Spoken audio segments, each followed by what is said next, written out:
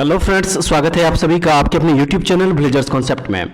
दोस्तों, आज जो सेशन लेके आया है, इस सेशन में हम लोग रेलवे एनटीपीसी के लिए प्रीवियस ईयर क्वेश्चन के सेट को कवर करने जा रहे हैं। किरण पब्लिकेशन का बुक है ये 2024 एडिशन, और इसमें फ्रेंड्स टोटल 1 से लेके 60 तक जो है प्रीवियस ईयर क्वेश्चन का सेट दिया गया है, जो कि 2021 में जो इसका एग्जाम हुआ था 2020-21 में। ठीक है, तो चलिए फ्रेंड्स शुरू करते हैं आज का सेशन। और देखिए इसमें जो है देखते चलिए आप लोग, रेलवे एनटीपीसी CBT 1 एग्जाम जो हुआ था, इसका जो है सेट देखिए दिया गया है 28/12/2020 से लेकर के यहाँ पे आप लोग जो है देख लीजिए 23/7/2021 तक जो है ये एग्जाम चला था। तो इसका टोटल 1 से लेके 60 तक जो सेट दिया गया है, ये सारे सेट जो है हम लोग कवर करेंगे डेली बेसिस पे। ठीक है, तो चलिए शुरू करते हैं आज का सेशन। और आज के सेशन में हम लोग इसका देखिए 28/12/2020 प्रथम पाली का जो एग्जाम हुआ था उसके क्वेश्चन को कवर करेंगे। जीके जीएस और करंट अफेयर्स के क्वेश्चन को जो है हम लोग कवर करेंगे, साथ ही मैथ और रीजनिंग का जो क्वेश्चन होगा उसका आंसर टिक कर देंगे, आप लोग खुद से उसको सॉल्व कर लीजिएगा। ठीक है फ्रेंड्स, तो चलिए शुरू करते हैं आज का सेशन। लेकिन उससे पहले अगर आप लोग हमारे चैनल पे नए होंगे तो प्लीज इस चैनल को सब्सक्राइब कर लीजिएगा, और वीडियो अगर अच्छी लगे तो अपने दोस्तों में इसको शेयर जरूर कर दीजिएगा। और पीडीएफ के लिए हमारे टेलीग्राम चैनल विलेजर्स कॉन्सेप्ट को ज्वाइन कर लीजिए, वहां से इसका पीडीएफ आप लोगों को मिल जाएगा विथ आंसर की के साथ, जिसको देख के जो है आप लोग रीजनिंग और मैथ के क्वेश्चन को सॉल्व कर सकते हैं। ठीक है फ्रेंड्स, तो चलिए शुरू करते हैं आज का सेशन। और इस क्रम में जो सबसे पहला क्वेश्चन देखिए यहाँ जो दिया गया है, इसमें कह रहा है कि सुकन्या समृद्धि योजना क्या है। सुकन्या समृद्धि योजना क्या है? सही आंसर इसका हो जाएगा देखिए बालिकाओं के लिए एक लघु जमा योजना है। ये बालिकाओं के लिए एक लघु जमा योजना है। ऑप्शन नंबर जो 4 दिया गया इस क्वेश्चन का यहाँ पे बिल्कुल सही आंसर हो जाएगा। फ्रेंड्स, इसमें देखिए चालू वित्त वर्ष में सुकन्या समृद्धि योजना के अंतर्गत जो है न्यूनतम 250 रुपये तथा अधिकतम 1.5 लाख रुपये जमा कराए जा सकते हैं। और इस योजना के अंतर्गत किसी गर्ल चाइल्ड के खाता जन्म लेने के बाद 10 साल से पहले खोला जा सकता है। और इस योजना के अंतर्गत बालिका के नाम पर केवल एक ही खाता खोला जा सकता है। तो इस जो है इसको भी आप लोग जरूर याद रखिएगा। ऑप्शन नंबर जो 4 दिया गया इस क्वेश्चन का बिल्कुल सही आंसर हो जाएगा। और उसके बाद जो नेक्स्ट क्वेश्चन है इसमें देखिए क्वेश्चन नंबर 2 रीजनिंग का क्वेश्चन है ये, इसका जो सही आंसर हो जाएगा ऑप्शन नंबर 1 जो दिया गया, देखिए ये बिल्कुल इसका सही आंसर हो जाएगा। आप लोग इसको सॉल्व कर लीजिएगा। ठीक है, उसके बाद चलिए जो अगला प्रश्न है इसमें प्रश्न नंबर 3। देखिए प्रश्न नंबर 3 जो दिया गया इसमें कह रहा है कि निम्नलिखित में से कौन सा देश बिम्स्टेक का सदस्य नहीं है। निम्नलिखित में से कौन सा देश बिम्स्टेक का सदस्य देश इसमें से नहीं है? तो राइट आंसर इसका हो जाएगा देखिए मालदीव जो है यह बिम्स्टेक का सदस्य देश नहीं है। ठीक है, बिम्स्टेक का ये सदस्य देश नहीं है। और बिम्स्टेक जो है एक अंतर क्षेत्रीय बहुपक्षीय संगठन है जो अपने राष्ट्रों के बीच क्षेत्रीय और आर्थिक सहयोग को बढ़ावा देता है। और इसका गठन जो है 1997 ईस्वी में हुआ था।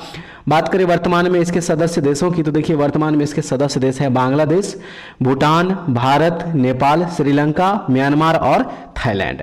तो यहाँ पे मालदीव जो दिया गया ये वर्तमान में बिम्स्टेक के सदस्य देश नहीं है। ऑप्शन नंबर जो 1 दिया है बिल्कुल सही आंसर इसका हो जाएगा। और अगला प्रश्न जो दिया गया प्रश्न नंबर 4, देखिए इसका जो सही आंसर हो जाएगा वो ऑप्शन नंबर जो 3 दिया बिल्कुल सही आंसर हो जाएगा। सॉल्व कर लीजिएगा इसको आप लोग। ठीक है, नेक्स्ट क्वेश्चन नंबर 5 जो दिया है इसका सही आंसर ऑप्शन नंबर 4 हो जाएगा। उसके बाद चलिए अब अगला प्रश्न जो है इस प्रश्न को देख लीजिए। प्रश्न नंबर जो 6 दिया गया है, इस क्वेश्चन का जो राइट आंसर हो जाएगा ऑप्शन नंबर जो 4 है ये बिल्कुल इसका सही हो जाएगा।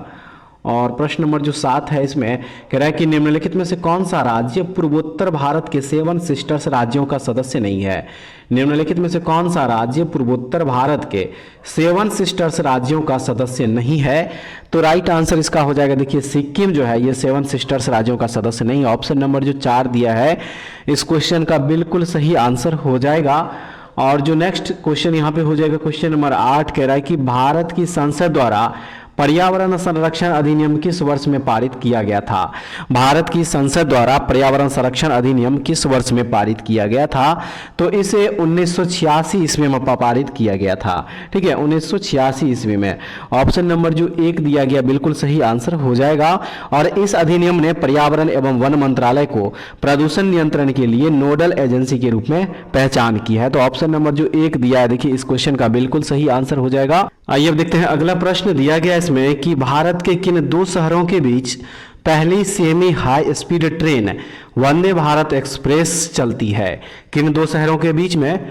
तो सही आंसर इसका देखिए नई दिल्ली और वाराणसी जंक्शन के बीच में जो है ये पहली semi high speed train Vande Bharat express जो है ये चला था। तो ऑप्शन नंबर जो 4 दिया है इस क्वेश्चन का बिल्कुल सही आंसर हो जाएगा। ठीक है, और इसे फ्रेंड्स सर्वप्रथम जो है 17 फरवरी 2019 को जो है चलाया गया था।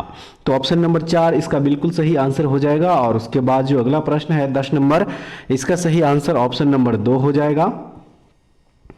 11 का right answer friends option number 1। उसके बाद जो अगला प्रश्न हो जाएगा इसमें देखिए प्रश्न नंबर 12, इसका जो सही आंसर हो जाएगा ऑप्शन नंबर यहाँ पे 3 हो जाएगा। नेक्स्ट दिया गया इसमें कह रहा है कि निम्नलिखित में से कौन सा DRDO द्वारा विकसित एक मल्टी बैरल रॉकेट सिस्टम है? इनमें से कौन सा है वो? तो वह है पिनाका। ठीक है, पिनाका जो है यह रक्षा अनुसंधान और विकास संगठन यानी कि DRDO द्वारा निर्मित और विकसित एक बहु रॉकेट लॉन्चर है और यह मुख्य रूप से एक मल्टी बैरल रॉकेट लॉन्चर प्रणाली है। तो ऑप्शन नंबर जो 2 दिया गया है पिनाका, इस क्वेश्चन का बिल्कुल सही आंसर हो जाएगा। और उसके बाद जो अगला प्रश्न है कह रहा है कि यदि किसी व्यक्ति का द्रव्यमान पृथ्वी की सतह पर 60 केजी है तो चंद्रमा की सतह पर उस व्यक्ति का द्रव्यमान कितना हो जाएगा? तो सही आंसर इसका ऑप्शन नंबर जो 4 दिया है देखिए बिल्कुल सही आंसर यहाँ पे हो जाएगा। ठीक है, चंद्रमा पर कितना हो जाता है? 1/6 हो जाता है। तो इसलिए ऑप्शन नंबर जो 4 दिया है बिल्कुल सही आंसर हो जाएगा। उसके बाद जो अगला प्रश्न है कह रहा है कि वर्ष 2019 के लिए 55वें ज्ञानपीठ पुरस्कार से किससे सम्मानित किया गया था?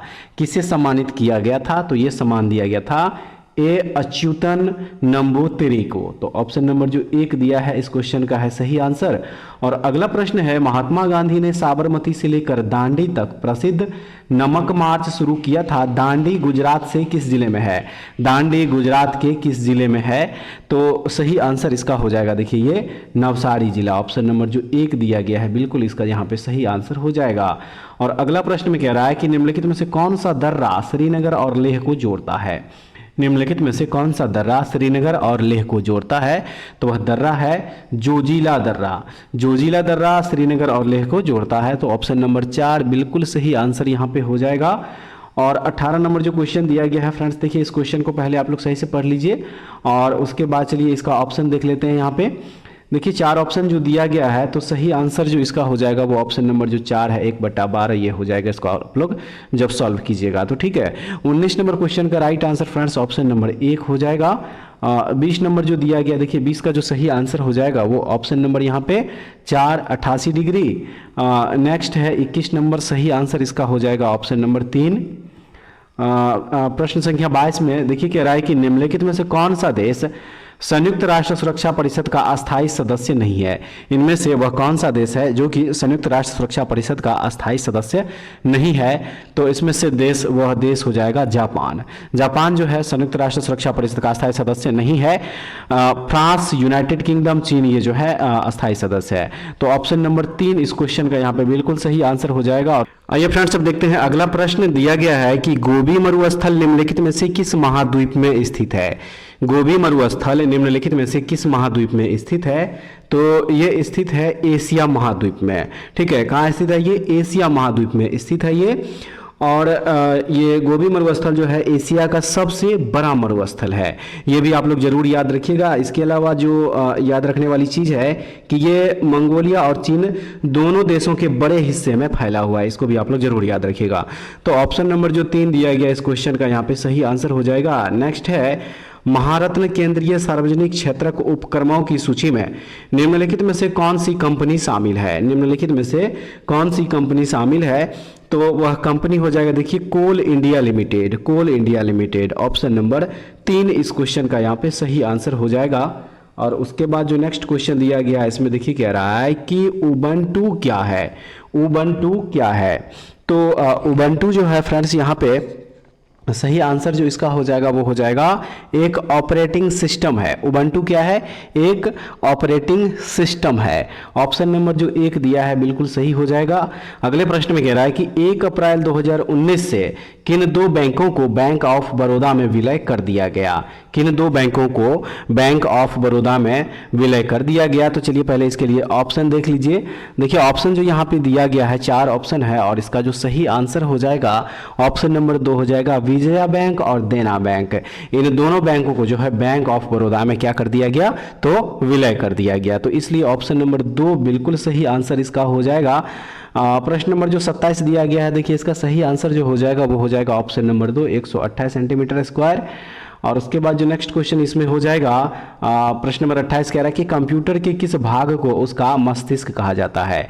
कंप्यूटर के किस भाग को उसका मस्तिष्क कहा जाता है?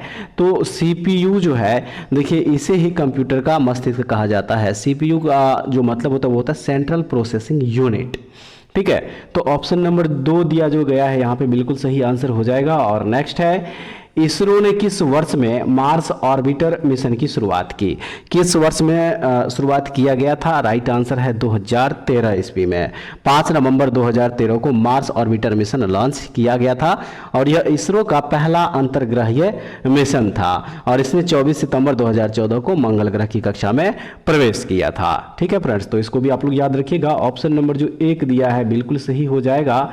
उसके बाद अगला प्रश्न जो दिया गया है इसमें प्रश्न नंबर 30।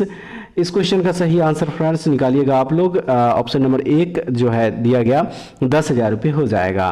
ठीक है, नेक्स्ट 31 का जो सही आंसर हो जाएगा वो ऑप्शन नंबर 4 हो जाएगा। और उसके बाद जो अगला प्रश्न है 32 नंबर, देखिए 32 का सही आंसर ऑप्शन नंबर 1 है। उसके बाद जो अगला प्रश्न यहाँ पे हो जाएगा प्रश्न नंबर यहाँ पे हो जाएगा 33। ठीक है, 33 नंबर जो प्रश्न दिया गया, देखिए इस प्रश्न को देख लीजिए आप लोग सही से।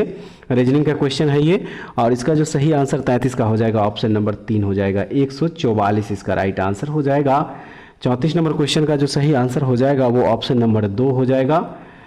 उसके बाद अगला प्रश्न है इसमें 35 नंबर और देखिए इस प्रश्न में कह रहा है कि साधारणतः केंद्रीय प्रवृत्ति के मापन में सबसे उपयुक्त औसत मान निम्न में से क्या होता है? सबसे उपयुक्त औसत मान निम्न में से क्या होता है? तो वह हो जाएगा माध्य। ऑप्शन नंबर जो 2 दिया गया है। ठीक है, 36 नंबर क्वेश्चन कह रहा है कि किसी पदार्थ की मात्रा को मापने के लिए निम्नलिखित में से किस इकाई का उपयोग किया जाता है? किसी पदार्थ की मात्रा को मापने के लिए निम्नलिखित में से किस इकाई का उपयोग किया जाता है? सही है, मोल का उपयोग किया जाता है। ठीक है, ऑप्शन नंबर जो 1 दिया है बिल्कुल सही हो जाएगा। 37 नंबर क्वेश्चन का जो सही आंसर है वो ऑप्शन नंबर 4 है। 50 इसका राइट आंसर निकल के आएगा। और अगले प्रश्न में कह रहा है कि राज तरंगिणी के लेखक कौन है? राज तरंगिणी के लेखक कौन है? तो राज तरंगिणी के लेखक है कल्हन हो जाएगा इसका। देखिए राज तरंगिणी के लेखक कौन है? कल्हन है। तो ऑप्शन नंबर जो 3 दिया गया है इसका बिल्कुल सही हो जाएगा। 39 का सही आंसर हो जाएगा फ्रेंड्स ऑप्शन नंबर 3 5%। प्रश्न संख्या जो 40 दिया गया इस प्रश्न को जो पहले आप लोग सही से पढ़ लीजिए और उसके बाद जो इसका ऑप्शन दिया गया इसका ऑप्शन देख लीजिए। 4 ऑप्शन में से सही आंसर इसका ऑप्शन नंबर 4 60 डिग्री निकल के आएगा इसका। ठीक है, चित्रकला की पट्टचित्र शैली निम्नलिखित में से किस राज्य की सबसे पुरानी लोकप्रिय कला है? किस राज्य की सबसे पुरानी लोकप्रिय कला है ये? तो ये है ओडिशा की। ऑप्शन नंबर 3 इसका बिल्कुल यहाँ पे क्या हो जाएगा? सही आंसर हो जाएगा। ठीक है फ्रेंड्स, देखेंगे next question, question number 42। Question number यहाँ पे हो जाएगा 42 और कह रहा है इसमें कि किस सिख गुरु ने खालसा पंथ की स्थापना की थी? किस सिख गुरु ने खालसा पंथ की स्थापना की थी? तो ये किया गया था श्री गुरु गोविंद सिंह जी के द्वारा। गुरु गोविंद सिंह के द्वारा जो है खालसा पंथ की स्थापना किया गया था 13 अप्रैल 1699 ईस्वी को। ठीक है, 1699 ईस्वी को जो है इसकी स्थापना करी गई थी और इसका गठन जो है फ्रेंड्स आनंदपुर साहिब में किया गया था। तो ऑप्शन नंबर 2 इसका बिल्कुल सही आंसर हो जाएगा। और अगले प्रश्न में कह रहा है कि निम्नलिखित में से कौन सा स्मारक दिल्ली में स्थित नहीं है? निम्नलिखित में से कौन सा स्मारक दिल्ली में स्थित नहीं है? तो वह है बुलंद दरवाजा। बुलंद दरवाजा जो है फ्रेंड्स यह दिल्ली में स्थित नहीं है। बात करें बुलंद दरवाजा की तो ये यूनेस्को की विश्व धरोहर स्थल की सूची में शामिल है और बुलंद दरवाजा है जिसे कि गौरव का द्वार भी कहा जाता है। यह 54 मीटर की ऊंचाई के साथ विश्व के सबसे बड़े प्रवेश द्वारों में से एक है और यह फतेहपुर सिकरी में जामा मस्जिद का मुख्य प्रवेश द्वार है और इसे 1575 ईस्वी में बनाया गया था। 1575 ईस्वी में जो है इसको बनाया गया था। तो ऑप्शन नंबर 1 इसका बिल्कुल सही आंसर हो जाएगा। नेक्स्ट क्वेश्चन में दिया गया है कि निम्नलिखित में से कौन सी बीमारी विषाणु के द्वारा होता है। निम्नलिखित में से कौन सी बीमारी विषाणु के द्वारा होता है, तो वह है चिकन पॉक्स। चिकन पॉक्स जो है ये एक विषाणु जनित रोग है। ऑप्शन नंबर 2 बिल्कुल सही हो जाएगा। वायरिसेला जोस्टर वायरस के कारण जो है यह रोग होता है। तो ऑप्शन नंबर 2 बिल्कुल सही आंसर हो जाएगा। नेक्स्ट है 45 नंबर, इसका सही आंसर फ्रेंड्स ऑप्शन नंबर 1 हो जाएगा। और उसके बाद जो अगला प्रश्न दिया गया, इस प्रश्न को देख लीजिए।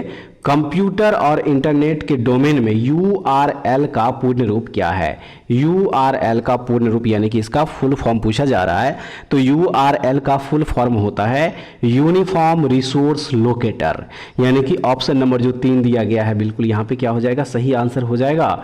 नेक्स्ट है सेरीकल्चर शब्द निम्नलिखित में से किससे संबंधित है। सेरीकल्चर शब्द निम्नलिखित में से किससे संबंधित है, तो ये संबंधित है रेशम की खेती से। रेशम की खेती से जो है ये संबंधित है। तो इसलिए ऑप्शन नंबर 3 इसका हो जाएगा बिल्कुल सही आंसर। और उसके बाद चलिए अब जो अगला प्रश्न दिया गया है, इस प्रश्न को देख लीजिए। प्रश्न नंबर हो जाएगा 48। इस प्रश्न को जो है पहले आप लोग सही से पढ़ लीजिए और उसके बाद इसको सॉल्व कीजिएगा। तो देखिए इसका जो ऑप्शन दिया गया है उस हिसाब से इसका जो सही आंसर हो जाएगा ऑप्शन नंबर जो 4 है वो हो जाएगा 1/2। ठीक है।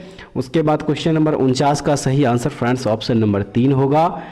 नेक्स्ट क्वेश्चन देख लीजिए 50 नंबर में दिया गया है, कह रहा है कि निम्नलिखित में से कौन सहजीवी संबंध को दर्शाता है।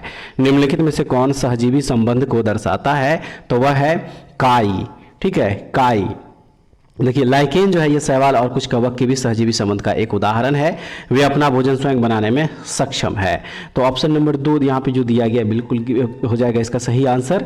और नेक्स्ट है विश्व पर्यावरण दिवस 2020 के लिए संयुक्त राष्ट्र द्वारा घोषित थीम का नाम क्या था। इस थीम का नाम क्या था, तो इसका नाम था जैव विविधता यानी कि बायोडाइवर्सिटी। ऑप्शन नंबर जो 2 दिया है बिल्कुल सही हो जाएगा। उसके बाद जो दिया गया कि प्रार्थना समाज के संस्थापक कौन थे। प्रार्थना समाज के संस्थापक कौन थे, तो इसके संस्थापक थे आत्माराम पांडुरंग। प्रार्थना समाज की स्थापना जो है फ्रेंड्स 1867 ईस्वी में हुई थी। 1867 ईस्वी में। ऑप्शन नंबर 1 इसका बिल्कुल यहाँ पे क्या हो जाएगा, सही आंसर हो जाएगा। और उसके बाद जो अगला प्रश्न है 53, इसका सही आंसर ऑप्शन नंबर 4 हो जाएगा। नेक्स्ट 54 का जो सही आंसर हो जाएगा ऑप्शन नंबर 1। अब चलिए अगला प्रश्न देखते हैं। प्रश्न नंबर यहाँ पे हो जाएगा 55। और देखिए इस प्रश्न में यहाँ पे कह रहा है कि निम्नलिखित में से किस माध्यम में से ध्वनि नहीं जा सकती है। किस माध्यम में से ध्वनि नहीं जा सकती है, तो वह है निर्वात, जिससे कि ध्वनि नहीं जा सकती है। ऑप्शन नंबर 2 बिल्कुल इसका सही है। 56 का सही आंसर ऑप्शन नंबर 1 हो जाएगा। नेक्स्ट है 57 नंबर क्वेश्चन और इसका राइट आंसर ऑप्शन नंबर 1 होगा। उसके बाद 58 का जो सही आंसर हो जाएगा वो ऑप्शन नंबर यहाँ पे हो जाएगा 3। प्रश्न नंबर जो यहाँ पे देखिए 59 जो दिया गया है, इस क्वेश्चन का सही आंसर जो हो जाएगा वो ऑप्शन नंबर हो जाएगा 4, यानी कि 1 जो दिया गया देखिए ये बिल्कुल सही हो जाएगा। और 60 नंबर का जो राइट आंसर हो जाएगा वो हो जाएगा ऑप्शन नंबर 4। ठीक है, ऑप्शन नंबर 4 यानी कि 200 किलोमीटर जो है इसका यहाँ पे क्या हो जाएगा, आंसर हो जाएगा। और उसके बाद अगला प्रश्न में दिया गया है, देखिए प्रश्न संख्या जो 61 है, इस प्रश्न को पहले आप लोग सही से पढ़ लीजिए फ्रेंड्स। और उसके बाद जो इसका ऑप्शन दिया गया है, इसके ऑप्शन को देख लीजिए। 4 ऑप्शन जो यहाँ पे दिया गया है, इसमें से सही आंसर जो हो जाएगा 61 का वो हो जाएगा ऑप्शन नंबर यहाँ पे 1, 72 किलोमीटर हो जाएगा। ठीक है। नेक्स्ट है खेलो इंडिया यूथ गेम्स 2020 किस शहर में आयोजित किए गए थे। खेलो इंडिया यूथ गेम्स 2020 किस शहर में आयोजित किए गए थे, तो इसका आयोजन हुआ था गुवाहाटी, यानी कि ऑप्शन नंबर 1 बिल्कुल इसका सही है। अगला प्रश्न में कह रहा है कि लोकसभा के सदस्यों की अधिकतम संख्या कितनी है। लोकसभा के सदस्यों की अधिकतम संख्या कितनी है, राइट आंसर हो जाएगा देखिए 552 जो है अधिकतम संख्या निर्धारित की गई है। और इनमें से 530 राज्यों का प्रतिनिधित्व और 20 जो है केंद्र शासित प्रदेशों का प्रतिनिधित्व करते हैं। बात करें वर्तमान में, तो वर्तमान में लोकसभा की संख्या जो है 500 कितना है, 45 है, 545। ऑप्शन नंबर 3 इसका हो जाएगा सही आंसर। और उसके बाद 64 नंबर क्वेश्चन का जो सही आंसर हो जाएगा वो ऑप्शन नंबर 1 हो जाएगा। 65 का जो राइट आंसर हो जाएगा फ्रेंड्स ऑप्शन नंबर 3। देख लीजिए अगला प्रश्न 66 नंबर में कह रहा है कि पानीपत का दूसरा युद्ध अकबर और हेमू के बीच किस वर्ष में हुआ था। पानीपत का दूसरा युद्ध अकबर और हेमू के बीच किस वर्ष में हुआ था? तो ये हुआ था 1556 ईस्वी में। 1556 ईस्वी में जो है पानीपत की दूसरी लड़ाई लड़ी गई थी हेमू और अकबर के बीच में। तो ऑप्शन नंबर 3 इसका हो जाएगा बिल्कुल सही आंसर। नेक्स्ट क्वेश्चन है, कुडनकुलम नाभिकीय विद्युत परियोजना किस राज्य में स्थित है? कुडनकुलम नाभिकीय विद्युत परियोजना किस राज्य में स्थित है? तो ये स्थित है तमिलनाडु में। ऑप्शन नंबर 1 इसका बिल्कुल सही है। देख लीजिए अगला प्रश्न 68 नंबर में, इसका सही आंसर है ऑप्शन नंबर ए 60 डिग्री हो जाएगा। नेक्स्ट 69 नंबर कह रहा है कि निम्नलिखित में से कौन भारत के सबसे युवा राष्ट्रपति थे? निम्नलिखित में कौन भारत के सबसे युवा राष्ट्रपति थे? तो वह थे श्री नीलम संजीवा रेड्डी। नीलम संजीवा रेड्डी जो है ये 64 वर्ष और 67 दिन की आयु में पद ग्रहण किया था। ठीक है, 64 वर्ष। तो ऑप्शन नंबर 1 इसका हो जाएगा बिल्कुल सही। और उसके बाद जो अगला प्रश्न हो जाएगा, देखिए प्रश्न नंबर जो 70 दिया गया है, इस क्वेश्चन का सही आंसर फ्रेंड्स ऑप्शन नंबर 3 हो जाएगा, 5/72। नेक्स्ट है, इनमें से दक्षिण अमेरिका के कौन से 2 देश स्थल रुद्ध है? इनमें से दक्षिण अमेरिका के कौन से 2 देश स्थल रुद्ध है? तो वह 2 देश है पैराग्वे और बोलीविया। ऑप्शन नंबर जो ए दिया गया है देखिए बिल्कुल सही हो जाएगा। 72 का राइट आंसर ऑप्शन नंबर 1 है। 73 का जो सही आंसर हो जाएगा वो ऑप्शन नंबर 4 हो जाएगा। उसके बाद चलिए अगला प्रश्न देख लीजिए 74 नंबर, इसका सही आंसर ऑप्शन नंबर 3। और उसके बाद जो नेक्स्ट हो जाएगा इसमें कह रहा है कि भारत में केंद्रीय आलू अनुसंधान संस्थान कहाँ स्थित है? भारत में केंद्रीय आलू अनुसंधान संस्थान कहाँ स्थित है? तो ये स्थित है वर्तमान में कहाँ पे? शिमला में। ठीक है, कहाँ पे? शिमला में। देखिए ये 1949 ईस्वी में पटना बिहार में स्थापित किया गया था, जो कि बाद में 1956 ईस्वी में शिमला हिमाचल प्रदेश में स्थानांतरित कर दिया गया था। 1949 ईस्वी में ये बिहार में स्थापित किया गया था और 1956 ईस्वी में ये शिमला हिमाचल प्रदेश स्थानांतरित इसको कर दिया गया था। तो ऑप्शन नंबर 4 बिल्कुल सही आंसर हो जाएगा। और नेक्स्ट दिया गया है, इंटरनेशनल कोर्ट ऑफ जस्टिस का हेडक्वार्टर कहाँ स्थित है? इंटरनेशनल कोर्ट ऑफ जस्टिस का हेडक्वार्टर कहाँ स्थित है? तो ये स्थित है दी हेग, नीदरलैंड में। ऑप्शन नंबर जो 3 दिया है इसका बिल्कुल सही हो जाएगा। आइए फ्रेंड्स अब देखते हैं अगला प्रश्न 77 नंबर। देखिए इस क्वेश्चन को जो है पहले आप लोग पूरा सही से पढ़ लीजिए और उसके बाद जो इसका ऑप्शन दिया गया है इसके ऑप्शन को देख लीजिए। देखिए यहाँ पे जो 4 ऑप्शन दिया गया है इसका सही आंसर जो हो जाएगा वो ऑप्शन नंबर 4 64% निकल के आएगा। 78 का जो राइट आंसर हो जाएगा वो ऑप्शन नंबर 4 होगा। उसके बाद अगले प्रश्न में कह रहा है कि स्वराज मेरा जन्मसिद्ध अधिकार है और मैं इसे लेकर रहूंगा, यह किसने कहा था? यह किसने कहा था? तो ये कहा था बाल गंगाधर तिलक, जो कि ऑप्शन नंबर 3 में इसका बिल्कुल सही आंसर दिया गया है। प्रश्न संख्या 80 का जो सही आंसर हो जाएगा वो ऑप्शन नंबर 2 हो जाएगा 10। और उसके बाद 81 का जो राइट आंसर हो जाएगा ऑप्शन नंबर जो 1 दिया है देखिए बिल्कुल हो जाएगा सही आंसर। नेक्स्ट है, निम्नलिखित में से किस राज्य की सबसे लंबी मुख्य भूमि तटीय रेखा है? निम्नलिखित में से किस राज्य की सबसे लंबी मुख्य भूमि तटीय रेखा है? तो वह हो जाएगा देखिए गुजरात, यानी कि ऑप्शन नंबर जो 3 दिया है बिल्कुल इसका सही आंसर हो जाएगा। 83 का right answer friends option number 2 होगा। उसके बाद जो अगला प्रश्न है इसमें सबरीमाला मंदिर कहाँ पर स्थित है? सबरीमाला मंदिर कहाँ पर स्थित है? तो ये स्थित है देखिए केरल में। सबरीमाला मंदिर कहाँ स्थित है? ये केरल में स्थित है। ऑप्शन नंबर जो 3 दिया गया है यहाँ पे बिल्कुल सही आंसर हो जाएगा। चलिए अब अगला प्रश्न देख लीजिए, प्रश्न नंबर 85 का जो सही आंसर हो जाएगा वो ऑप्शन नंबर 2 हो जाएगा। और उसके बाद अगला प्रश्न है 86 नंबर का, इसका सही आंसर ऑप्शन नंबर 2 है। नेक्स्ट क्वेश्चन 87 का राइट आंसर हो जाएगा ऑप्शन नंबर 2। उसके बाद जो अगला प्रश्न है देखिए 88 नंबर, 88 का जो सही आंसर हो जाएगा फ्रेंड्स वो हो जाएगा ऑप्शन नंबर जो 2 दिया गया है ये हो जाएगा। और नेक्स्ट 89 का सही आंसर जो हो जाएगा वो ऑप्शन नंबर 2 होगा।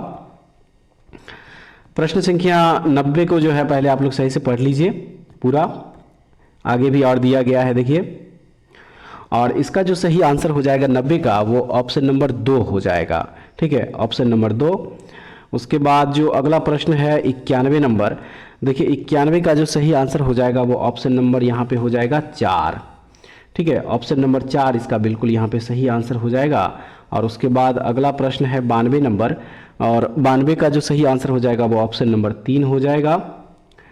93 का सही आंसर हो जाएगा ऑप्शन नंबर 1।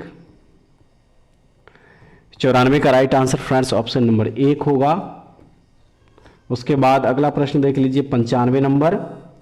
इस प्रश्न को जो है पहले आप लोग सही से देख लीजिए पूरा। 4 ऑप्शन दिया गया है और इसका जो सही आंसर हो जाएगा 95 का, वो ऑप्शन नंबर यहाँ पे 3 हो जाएगा। और उसके बाद जो नेक्स्ट हो जाएगा इसमें 96, देखिए 96 का जो सही आंसर हो जाएगा वो ऑप्शन नंबर 3 हो जाएगा। 97 नंबर जो प्रश्न दिया गया है, 97 का यहाँ पे जो सही आंसर हो जाएगा 97 का वो ऑप्शन नंबर यहाँ पे 2 हो जाएगा, ऑरेंज। और उसके बाद नेक्स्ट देख लीजिए 98 नंबर, 98 का जो राइट आंसर हो जाएगा वो ऑप्शन नंबर यहाँ पे 4 हो जाएगा। 99 का सही आंसर फ्रेंड्स ऑप्शन नंबर 1। और लास्ट क्वेश्चन जो 100 नंबर दिया हुआ है, देखिए इसका सही आंसर यहाँ पे ऑप्शन नंबर जो 1 है ये बिल्कुल सही हो जाएगा। तो फ्रेंड्स उम्मीद करते हैं कि आज का जो सेट लेके आए थे एनटीपीसी के लिए प्रीवियस ईयर सेट, आप लोगों के एग्जाम पॉइंट ऑफ व्यू से काफ़ी महत्वपूर्ण साबित होगा। और फ्रेंड्स एक बार इस वीडियो को जरूर देखिएगा पूरा, और उसके बाद कमेंट्स करके बताइएगा कि सेशन आप लोगों को कैसा लगा। तो ऐसे वीडियो के लिए हमारे चैनल से जुड़े रहिए। नेक्स्ट वीडियो में दोबारा फिर से मिलते हैं, तब तक के लिए जय हिंद।